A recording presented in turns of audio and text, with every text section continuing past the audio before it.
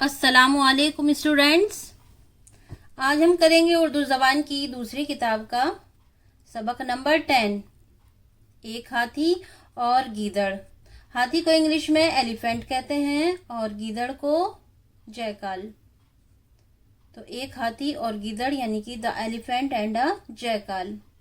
इस स्टोरी में, इस लेसन में बताया गया है कि हमें लालच नहीं करना चाहिए। ये एक फैबल या मॉरल स्टोरी कह सकते हैं हम इसको। मॉरल स्टोरी में इसमें ये बताया गया है कि हमें जो है बहुत सोच समझ के काम करना चाहिए, हमें आगे तक का थोड़ा सोचना चाहिए और हमें लालच नहीं करना चाहिए। तो चलिए शुरू करते हैं उर्दू ज़बान की दूसरी किताब का सबक नंबर 10, एक हाथी और गीदड़। जंगली हाथी को गीदड़ों ने ताका। जंगली हाथी को गीदड़ों ने ताका, आपस में कहने लगे जो किसी तरह से ये मारा जाए। आपस में कहने लगे जो किसी तरह से ये मारा जाए तो हमको बाफरागत 4 महीने की खुराक हाथ लगे।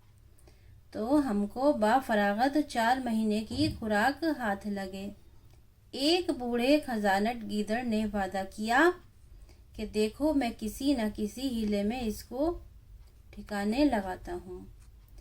जंगली हाथी को गीदड़ों ने ताका, आपस में कहने लगे जो किसी तरह से ये मारा जाए तो हमको बाफरागत 4 महीने की खुराक हाथ लगे। एक बूढ़े खजानत गीदड़ ने वादा किया कि देखो मैं किसी न किसी हीले से इसको ठिकाने लगाता हूँ। एक रोज मक्कार गीदड़ हाथी के पास गया और बहुत अदब से सलाम करके बोला, जनाब आली, आप इजाज़त दें तो मैं कुछ अर्ज करना चाहता हूँ। एक रोज मक्कार गीदड़ हाथी के पास गया और बहुत ही अदब से सलाम करके बोला, जनाब आली, आप इजाज़त दें तो मैं कुछ अर्ज करना चाहता हूँ। हाथी ने पूछा तुम कौन हो, कहाँ से आए हो। एक रोज़ मक्कार गीदड़ हाथी के पास गया और बहुत अदब से सलाम करके बोला, जनाब आली, आप इजाज़त दें तो मैं कुछ अर्ज करना चाहता हूँ। हाथी ने पूछा तुम कौन हो, कहाँ से आए हो। जवाब दिया कि हुजूर मैं एक गरीब गीदड़ हूँ। इस जंगल के तमाम जानवरों ने मुत्तफिक होकर मुझको सफ़ीर बनाया और आपकी खिदमत में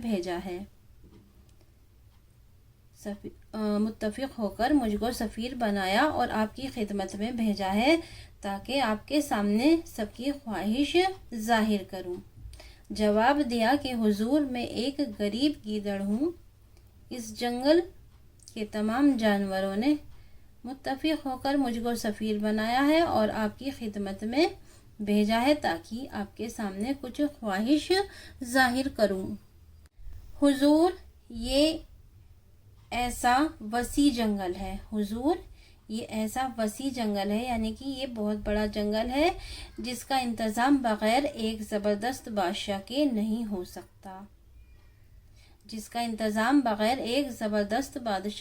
हो सकता। और जब तक अच्छा इंतज़ाम ना हो कोई जानवर अमन चैन से गुज़रान नहीं कर सकता।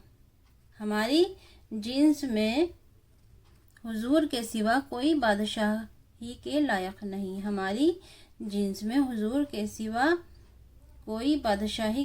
नहीं। अगर आप इस बड़े मनसब को कबूल फरमाएं, यानी कि आप इस ओहदे को कबूल फरमाएं तो हम सब बहुत शुक्रगुजार होंगे। ये सुनकर हाथी ज़रा सोचने लगा।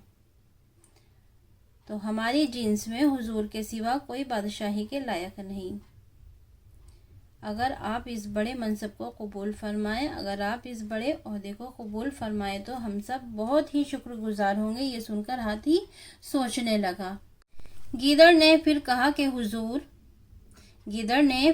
कि हुजूर اس وقت سب قسم کے جانور اس صلاح میں شریک ہیں، کسی کو کچھ عذر یا انکار نہیں ہے۔ اس صلاح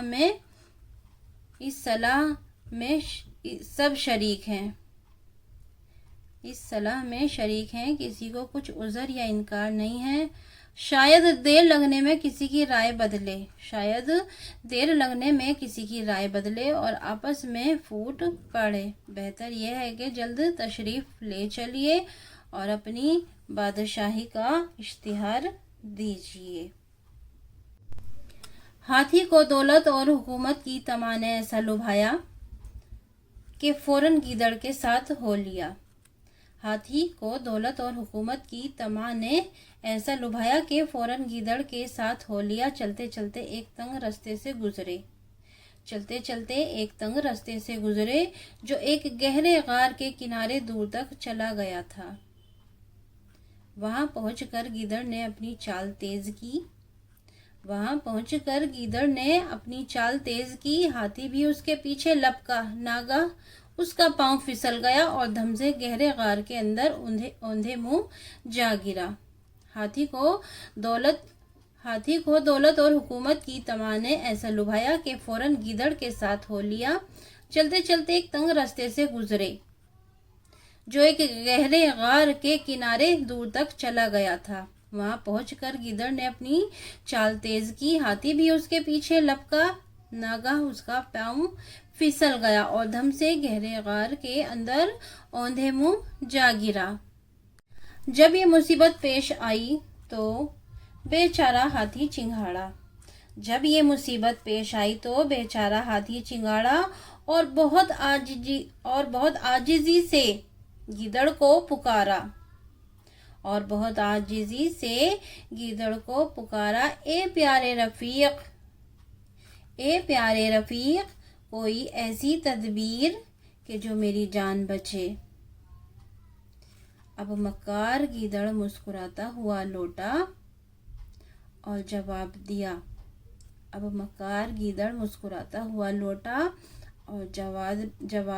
خداوند، لو میری دم پکڑ کر اوپر چلے آؤ۔ جب مصیبت پیش آئی تو بیچارہ ہاتھی چنگاڑا اور بہت عاجزی سے گیدڑ کو پکارا، اے پیارے رفیق، کوئی ایسی تدبیر کہ جو میری جان بچے۔ اب مکار گیدڑ مسکراتا ہوا لوٹا اور جواب دیا، خداوند، لو میری دم پکڑ کر اوپر چلے آؤ۔ اس وقت ہاتھی کو معلوم ہوا کہ جو کوئی لالچ کے مارے دغابازوں کی بات پر فریفتہ ہوتا ہے، اس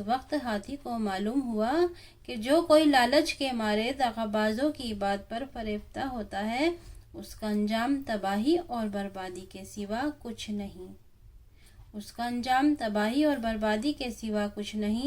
آخر ہاتھی غار کے اندر پڑا پڑا